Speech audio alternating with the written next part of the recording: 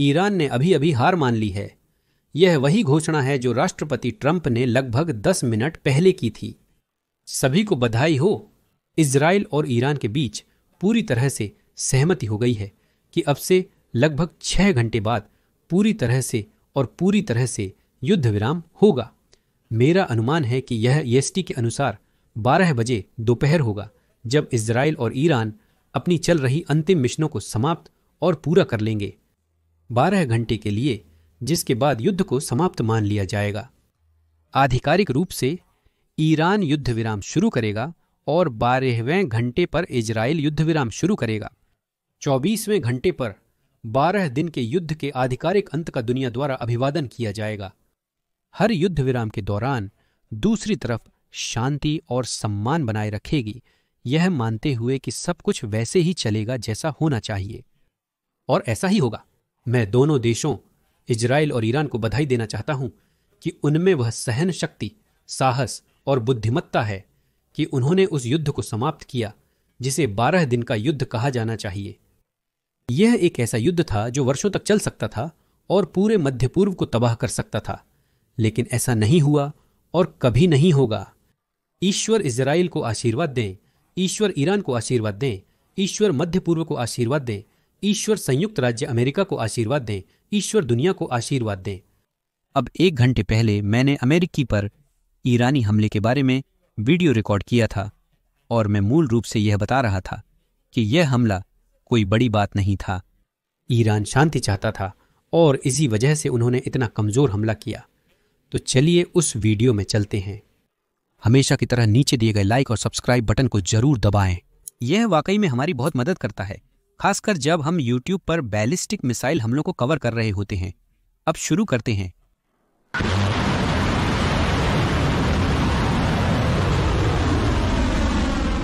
तो ईरान ने अभी अभी कतर में अमेरिकी बेस को निशाना बनाया है। यह अमेरिका द्वारा ईरानी परमाणु सुविधा पर किए गए हमलों के जवाब में किया गया है। और भाई, यह हमला बहुत ही फीका था। मेरा मतलब है, आप लोगों से एक सीधा सवाल पूछता हूं, क्या आपने कभी किसी देश को यह कहते सुना है कि बधाई हो दुनिया, अब शांति का समय है, जब उनके बेस पर हमला हुआ हो? नहीं ना। यही अभी हो रहा है। यही राष्ट्रपति ट्रंप ने हमले के बाद ट्वीट किया है, क्योंकि यह पूरा हमला ईरान की हार स्वीकार करने जैसा था। तो मैं आपको विस्तार से बताता हूं कि सब कुछ कैसे हुआ और मैं इसे ईरान की हार क्यों कह रहा हूं। देखिए, सबसे पहले तो ईरान ने कतर के बेस को निशाना बनाया, जो कि मध्य पूर्व में अमेरिका का सबसे बड़ा बेस है। वहां लगभग 10,000 अमेरिकी सैनिक हैं। लेकिन हमें यह भी ध्यान में रखना चाहिए कि ईरान और कतर बाकी मध्य पूर्वी देशों की तुलना में एक दूसरे के काफी करीब हैं। ईरान और कतर के बीच शायद सबसे करीबी संबंध हैं, और इसके अलावा यह बेस उस समय लगभग खाली था। असल में राष्ट्रपति ट्रंप द्वारा ईरानी ठिकानों, ईरानी परमाणु सुविधाओं पर B-2 हमलों की मंजूरी देने से भी पहले हमने इस बेस को लगभग खाली कर दिया था। हमने वहां से सारी खुली चीजें हटा ली थीं।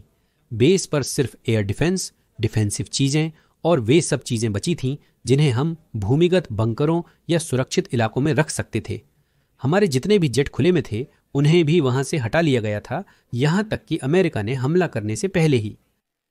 हमने असल में इसके बारे में कुछ दिन पहले ही एक शॉर्ट वीडियो बनाया था, जब यह वाकई में हुआ था। तो चलिए उसे जल्दी से देख लेते हैं। अमेरिका ने अभी अभी कतर के अल उदैद एयरबेस से अपनी ज्यादातर एयरक्राफ्ट्स हटा ली हैं, जो कि मध्य पूर्व में अमेरिका का सबसे बड़ा बेस है, और इससे सबका ध्यान आकर्षित हो रहा है। यहाँ सैटेलाइट इमेजेस दिखाती हैं कि 5 जून को लगभग 40 एयरक्राफ्ट्स थे, लेकिन 19 जून तक सिर्फ 3 ही बचे थे। यह अचानक निकासी एक रक्षात्मक कदम लगती है, क्योंकि ईरान के साथ तनाव उस समय बढ़ रहा है जब इजराइल ईरानी ठिकानों पर हमले कर रहा है। ईरान के बदला लेने की धमकी के साथ अमेरिका अपने संसाधनों को फिर से तैनात कर रहा है। बॉम्बर्स, युद्धपोत और संभवतः स्टेल्थ B-2 बॉम्बर्स को बंकर बस्टिंग बमों के साथ तैयार कर रहा है। विशेषज्ञों का कहना है कि यह रणनीतिक है। महत्वपूर्ण संसाधनों की सुरक्षा करें और आगे जो भी हो उसके लिए तैयार रहें। तो यह वही एयरबेस था जिसे ईरान ने निशाना बनाने का फैसला किया था, और यह कोई बड़ा हमला नहीं था। असल में ईरान ने 14 बैलिस्टिक मिसाइलें दागी। बिल्कुल वही संख्या B-2 बंकर बस्टर्स की जो हमने ईरानी परमाणु सुविधा पर इस्तेमाल की थी। और ईरानी बयान में वास्तव में कहा गया कि यह जानबूझकर किया गया था। यहाँ हम कुछ तस्वीरें देख सकते हैं जिनमें कतरी वायु रक्षा प्रणाली ईरानी मिसाइल को गिराते हुए दिख रही है।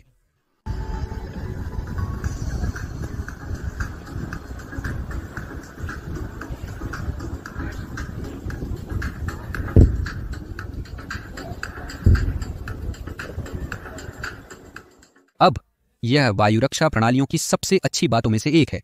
ये अमेरिकी भी नहीं थी। बिल्कुल, ये अमेरिकी निर्मित हैं, लेकिन इन्हें कतरी सशस्त्र बलों द्वारा संचालित किया गया था और वे 11 पैट्रियट मिसाइलें और 2 थर्ड फायर यूनिट्स संचालित करते हैं।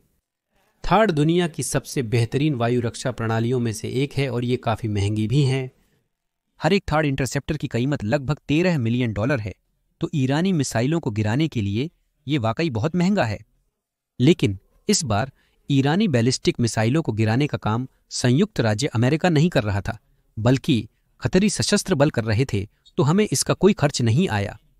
और असल में पूरा एयर डिफेंस सिस्टम बहुत बहुत सफल रहा। एक भी मिसाइल ने असल में किसी भी कीमती चीज को निशाना नहीं बनाया। हमें एक सीधा हमला जरूर झेलना पड़ा, जैसा कि हम वीडियो में आगे बताएंगे। वो हमला जानबूझकर किया गया था। वो मिसाइल एक ऐसी जगह जा रही थी जो एक खाली मैदान था, इसलिए एयर डिफेंस सिस्टम ने उसे रोकने का फैसला नहीं किया। कतरियों को अपने वतन पर हुए इस हमले से बिल्कुल भी खुशी नहीं हुई और ये उनकी प्रतिक्रिया थी। हाँ जॉन, शुभ दोपहर। हमें अभी क्षेत्रीय स्रोतों से इस ईरानी हमले के बारे में और जानकारी मिल रही है, जिसमें कतर के दोहा के बाहर स्थित अल उदायद एयरबेस को निशाना बनाया गया था। हमारे पास जो ताज़ा जानकारी है, कतरी विदेश मंत्रालय के अनुसार उनका कहना है कि ये मिसाइलें कतर की राजधानी दोहा के ऊपर ही इंटरसेप्ट कर ली गई थीं। उनका कहना है कि ज़मीन पर कोई भी घायल नहीं हुआ है और कतर इस हमले की निंदा कर रहा है जो ईरान द्वारा किया गया था। यह महत्वपूर्ण है लेकिन अप्रत्याशित नहीं है। कतर और ईरान के बीच की दूरी सिर्फ 100 समुद्री मील से थोड़ी ज़्यादा है और ये एक बड़ा बेस है, क्षेत्र में सबसे बड़ा अमेरिकी बेस है। और हमारे द्वारा बात किए गए एक स्रोत के अनुसार इस हमले के होने से पहले इसे काफ़ी हद तक खाली करा लिया गया था। अमेरिकियों को समझ आ गया था कि कतर, कुवैत और बहरीन ईरानियों की शीर्ष टारगेट सूची में हो सकते हैं, खासकर उन हमलों के बाद जो राष्ट्रपति ट्रंप ने सप्ताहांत में ईरानी परमाणु ठिकानों पर करवाए थे।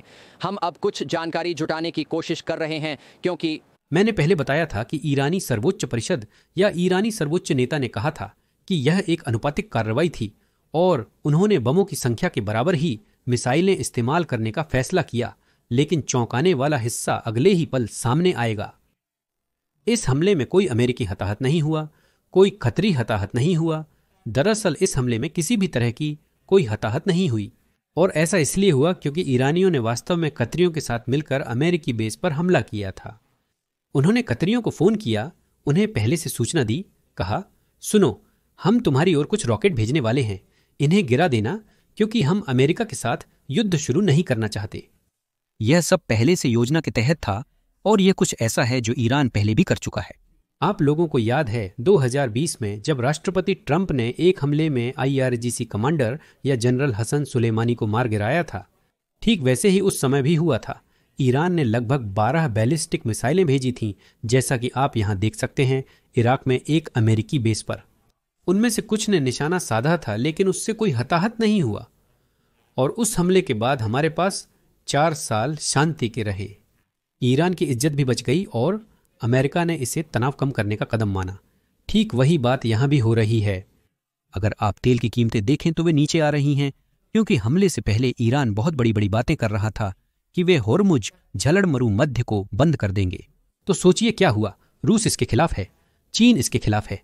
ईरान के सभी सहयोगी ईरान से कह रहे हैं कि अरे तुम ऐसा कुछ नहीं कर सकते।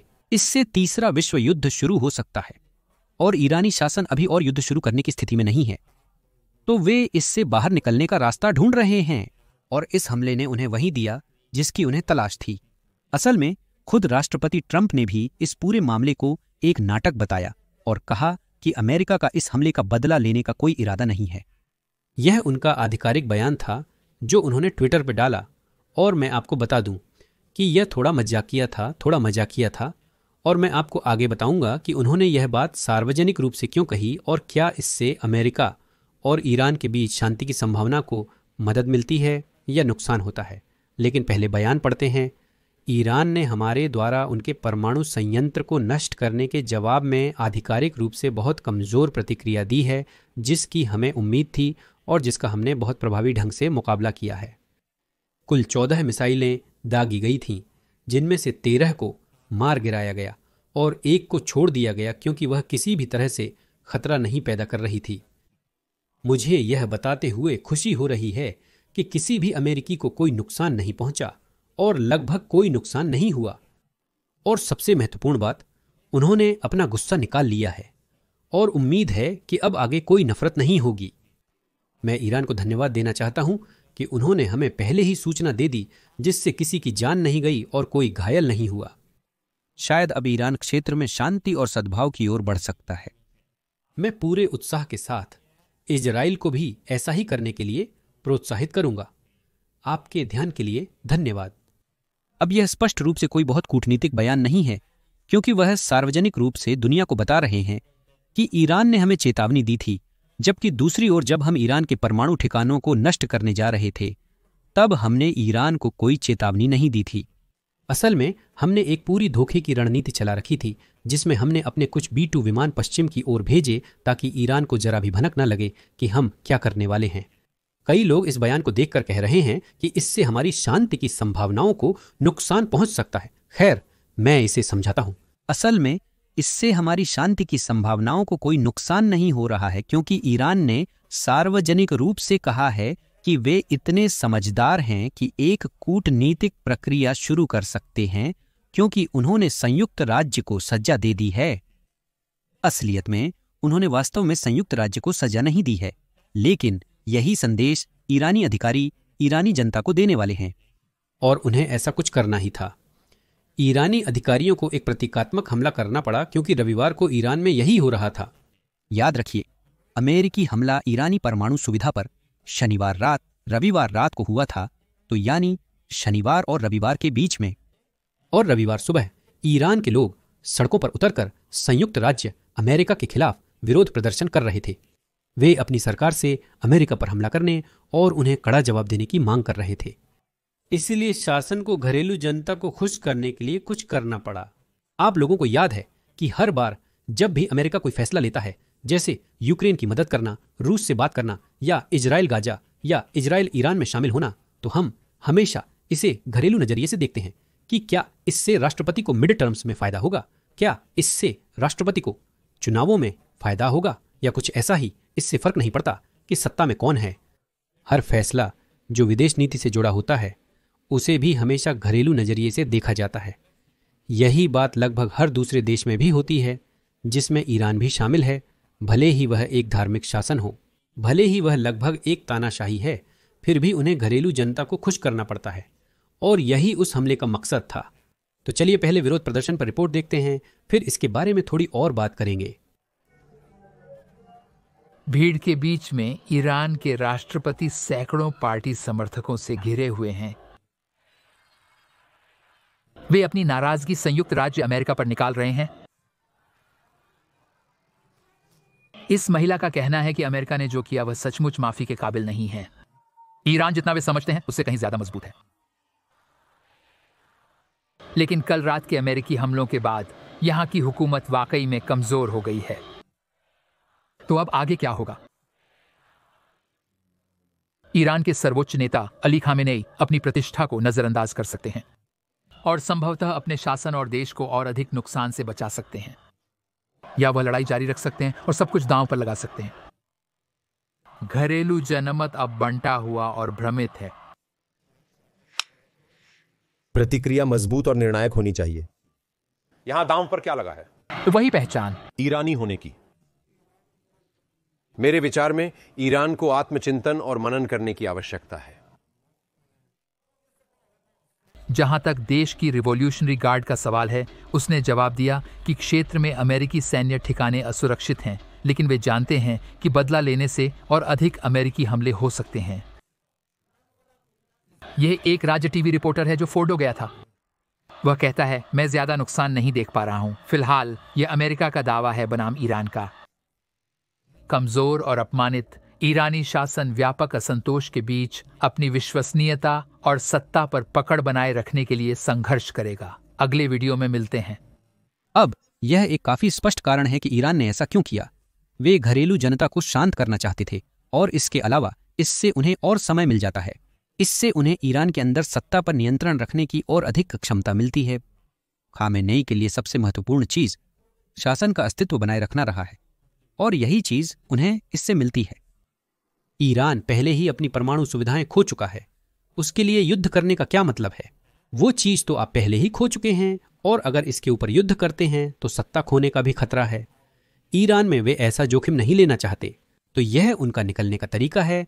और राष्ट्रपति ट्रंप के बयान से जोड़कर देखें जो उन्होंने अभी जारी किया है। सोचिए, ईरान में शासन इंटरनेट को नियंत्रित करता है। वहां पहले से ही भारी सेंसरशिप है, लेकिन इसके अलावा वे जब चाहें इंटरनेट बंद कर सकते हैं। तो अगर इंटरनेट पर कोई जानकारी फैल रही है जिसे वे नहीं चाहते कि लोग देखें, वे उसे बंद कर सकते हैं। वे राज्य टीवी को नियंत्रित करते हैं, IRGC भी। दरअसल यही वजह है कि इजराइल ने उस इमारत पर हमला किया जो राज्य टीवी की इमारत थी, क्योंकि उन्होंने समझाया कि राज्य टीवी सरकार का एक अंग है, IRGC का एक अंग है, और इसी वजह से वे इसे खत्म करना चाहते हैं, क्योंकि यह हिंसा के लिए उकसा रहा है और वही संदेश फैला रहा है जो सरकार फैलाना चाहती है। अब भी ईरानी शासन के पास उस राज्य टीवी का नियंत्रण है और ज्यादातर ईरानी, भले ही उनके पास इंटरनेट की पहुंच हो, वे राष्ट्रपति ट्रंप का ट्वीट नहीं देख पाएंगे। वे वह बयान नहीं देख पाएंगे जो उन्होंने दिया था। जो वे देखने वाले हैं वह संदेश है जिसे ईरानी शासन फैलाने वाला है। हर एक ईरानी जो विरोध कर रहा था, जो खबरें सुन रहा था, जो यह जानने की कोशिश कर रहा था कि उनकी सरकार कैसे प्रतिक्रिया दे रही है। तो आइए इस संदेश को सुनते हैं।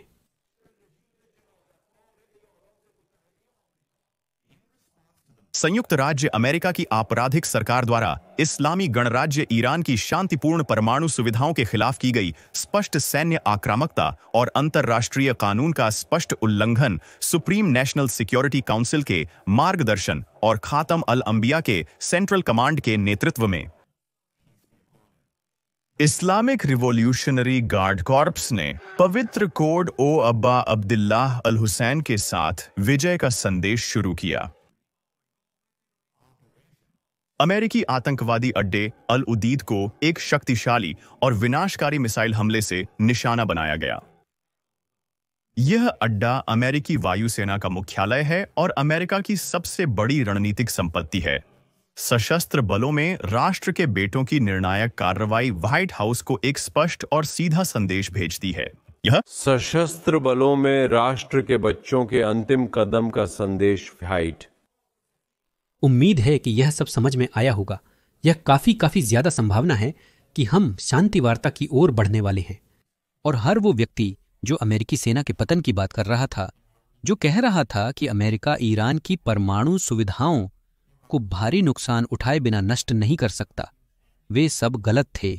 टक्कर कार्लसन, कैंडिस ओवेन जैसे लोग वे सच में नहीं समझ पाए कि ईरान को परमाणु हथियार हासिल करने से रोकना कितना जरूरी था, और वे यह भी नहीं समझ पाए कि ईरानी सेना असल में कितनी खोखली है। टक्कर कार्लसन ने भविष्यवाणी की थी कि अगर हम ईरान पर हमला करते हैं तो हजारों अमेरिकी मारे जाएंगे। उन्होंने कहा कि ईरानी शासन जो जवाबी कार्रवाई करेगा उससे हमारी अर्थव्यवस्था ढह जाएगी और पेट्रोल की कीमत $30 तक पहुंच जाएगी, जबकि हकीकत में अब तेल की कीमतें साल की शुरुआत से भी कम हैं। और इसके ऊपर से असल में कुछ भी नहीं हुआ। किसी भी अमेरिकी की जान नहीं गई, किसी भी अमेरिकी नागरिक को कोई चोट नहीं आई। इसके अलावा बेस अभी भी ठीक है, कोई नुकसान नहीं हुआ है। और यह कतरी थे जिन्होंने अपना पैसा खर्च किया ईरानी जवाबी कार्रवाई को रोकने के लिए, और अब शासन के पास ईरानी शासन नहीं है जो अमेरिका की मौत की मांग करता है। उनके पास परमाणु हथियार नहीं हैं और वे साल की शुरुआत की तुलना में अब कहीं ज्यादा कमजोर स्थिति में हैं। यह स्पष्ट रूप से शायद सबसे अच्छा संभव परिदृश्य है। लेकिन हमें एक बात अब भी ध्यान में रखनी होगी कि ईरान के पास अब भी संवर्धित यूरेनियम है। अब यहां मुझे समझाना है कि उनके पास जो यूरेनियम है वह क्या है। यह कुछ ऐसा है जिसे हमने कल कवर किया था, लेकिन आप लोग यहां ट्रकों की कतारें देख सकते हैं। यह फोर्डो सुविधा पर था। अमेरिकी हमले से कुछ दिन पहले ही और बहुत से लोग अनुमान लगा रहे हैं कि ईरान उस सुविधा से समृद्ध यूरेनियम बाहर ले जा रहा था। तो इस सुविधा में मूल रूप से सेंट्रीफ्यूज रखे गए थे। जब आप सेंट्रीफ्यूज घुमाते हैं तो आप यूरेनियम को समृद्ध करते हैं। अब संयुक्त राष्ट्र के अप्रसार समझौते के अनुसार जिस पर ईरान ने हस्ताक्षर किए हैं वे यूरेनियम को 4% तक समृद्ध कर सकते हैं। यही वह स्तर है जो नागरिक उद्देश्यों के लिए परमाणु ऊर्जा के लिए आवश्यक है। आप जानते हैं, अधिकतम 5% तक ईरान ने यूरेनियम को 60% तक समृद्ध किया। बहुत ज्यादा। यह उस स्तर से भी अधिक है जिसकी उन्हें अनुमति थी, लेकिन फिर भी आपको इसे आधुनिक परमाणु हथियारों के लिए लगभग 90% तक समृद्ध करना पड़ता है। आधुनिक परमाणु हथियारों के लिए तो वे अभी भी परमाणु हथियार बनाने से काफी दूर हैं, लेकिन यह निश्चित रूप से चिंता का विषय है। वे अब भी वहां पहुंच सकते हैं, लेकिन सौभाग्य से नटांज और फोर्दो में जिन परमाणु सुविधाओं पर हमने हमला किया वहां हमने उनके सेंट्रीफ्यूज नष्ट कर दिए, तो उन्हें इसे फिर से बनाने में कुछ समय लगेगा। लेकिन उनके पास अभी भी लगभग 900 पाउंड या 400 किलोग्राम समृद्ध यूरेनियम है जिसे 60% तक समृद्ध किया गया है। और यह चिंता का विषय है, तो यह एक ऐसी बात है जिस पर बातचीत में चर्चा की जाएगी और हम यह पता लगाएंगे कि ईरान उसके साथ क्या करने वाला है, वे इसका उपयोग कैसे करने वाले हैं। और यह सिर्फ अटकलें नहीं हैं, हमारे पास वास्तव में इस परमाणु भंडार के बारे में पुष्टि है जो ईरान के पास है, और यह किसी और ने नहीं बल्कि उपराष्ट्रपति जे ओडी वेंस ने दी है। चलिए जल्दी से सुनते हैं, यह एक छोटा सा क्लिप है। संयुक्त राष्ट्र की परमाणु ऊर्जा निगरानी संस्था ने कहा कि ईरान के पास 900 पाउंड अत्यधिक संवर्धित यूरेनियम है। क्या हमें पता है कि उसका क्या हुआ? क्या वह इस हमले में नष्ट हो गया? क्या हमें जानकारी है? यह बहुत बड़ा भंडार है, हम इसमें काम करने जा रहे हैं आने वाले हफ्तों में। हाँ जॉन, हम आने वाले हफ्तों में काम करेंगे ताकि हम उस ईंधन के साथ कुछ कर सकें, और यही उन चीजों में से एक है जिन पर हम ईरानियों के साथ बातचीत करने वाले हैं। लेकिन जो हम जानते हैं जॉन, वो ये है कि अब उनके पास उस उच्च स्तर पर समृद्ध यूरेनियम के भंडार को हथियार ग्रेड यूरेनियम में बदलने की क्षमता नहीं है, और यही असल में यहां हमारा लक्ष्य था। यूरेनियम हासिल करना इतना मुश्किल नहीं है जॉन, लेकिन यूरेनियम को इस हद तक समृद्ध करना कि उससे परमाणु हथियार बनाया जा सके, यही वो चीज है जिसे राष्ट्रपति ने कल रात रोक दिया। अब अगर इतिहास कोई सबूत है तो ईरान हमेशा बातचीत में खुलकर सामने नहीं आता। खैर, दुनिया के लिए सौभाग्य की बात है कि इजरायली प्रधानमंत्री ने अभी पुष्टि की है कि इजरायल के पास कुछ दिलचस्प जानकारी हो सकती है कि ईरान यह समृद्ध यूरेनियम कहाँ रख रहा है, और शायद इजरायली एजेंट या यहाँ तक कि इजरायली जेट वहां जाकर इसका समाधान कर सकते हैं। यह उनका बयान था। आपने उस समृद्ध यूरेनियम के बारे में पूछा था। देखिए, हम इसका पालन कर रहे हैं, हम इसे बहुत करीब से देख रहे हैं। मैं आपको बता सकता हूं कि यह एक महत्वपूर्ण घटक है परमाणु कार्यक्रम का। यह एकमात्र घटक नहीं है, यह पर्याप्त घटक नहीं है, लेकिन यह एक महत्वपूर्ण घटक है, और हमारे पास इस पर दिलचस्प खुफिया जानकारी है जिसे मैं आपके साथ साझा नहीं कर सकता। इसके लिए आप मुझे माफ करेंगे।